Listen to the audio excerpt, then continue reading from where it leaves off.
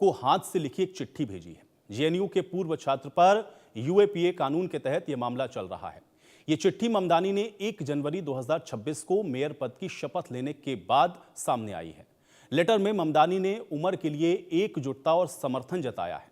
ममदानी ने लिखा है, डियर उमर, मैं अक्सर तुम्हारे उन शब्दों को याद करता हूं जिसमें तुमने कड़वाहट को खुद पर हावी ना होने देने की बात कही थी।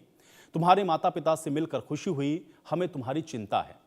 अब सवाल यहां पर यह उठता है कि आखिर ममदानी को क्या जरूरत है भारत के इन निजी मामलों में दखल करने की।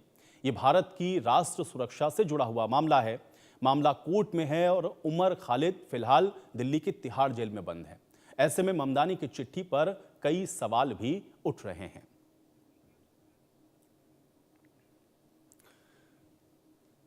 तो ममदानी की चिट्ठी पर जाहिर है कि ये सवाल उठने लाजमी हैं और ममदानी ने जो चिट्ठी लिखी है उसमें अब ये है कि आखिर क्यों इस तरह की बातों को वो लिख रहे हैं। और ये भारत का चूंकि अंदरूनी मामला है, भारत के आंतरिक मामलों में ममदानी की अब ये जो चिट्ठी है वो कई सारे प्रश्नों को खड़ा करती है कि इसके पीछे की क्या आखिर वजह है, क्या इसके पीछे का जो मोटिव है वो हो सकता है। और इस चिट्ठी के बाद आप देख रहे हैं कि ये जो विवाद है वो देखने को मिल रहा है।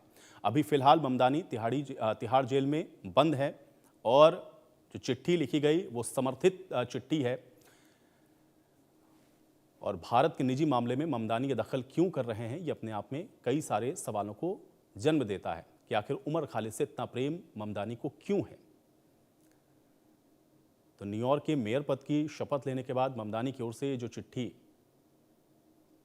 लिखी गई, उसके बाद ये बहुत सारे जो सवाल इसके साथ हैं वो खड़े हो गए कि भारत का जो निजी मामला है उसमें ये जो दखल है वो ममदानी क्यों देना चाहते हैं, उमर खालिद से आखिर उनका इतना प्रेम क्यों है, जबकि ये भारत का अंदरूनी मामला है। और ऐसे में ममदानी इसमें दखल देकर आखिर क्या साबित करना चाहते हैं।